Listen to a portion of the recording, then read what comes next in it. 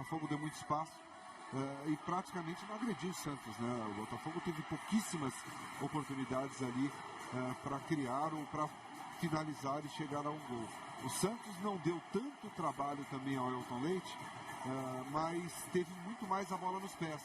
A primeira boa oportunidade do Santos, logo com um minuto, o Vitor Bueno toca ali na saída do Elton e por muito pouco acaba não faz o primeiro gol. E na sequência, com 10 minutos, Thiago Maia faz um lançamento perfeito para o Vitor Bueno de novo. Dessa vez ele não perdoa.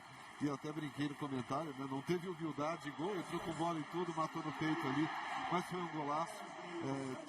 Não é um lance fácil, né? Até para você dar esse toque por cima do goleiro, mas o Santos conseguiu fazer 1-0 e manteve o ritmo. Não foi um jogo de grandes oportunidades, não.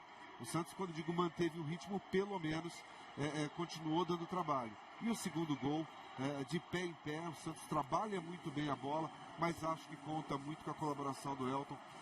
Não é um chute tão difícil, não é um chute forte, é uma bola cruzada no chão, mas para mim indefensável, e aí falha o Elton Leite. O Botafogo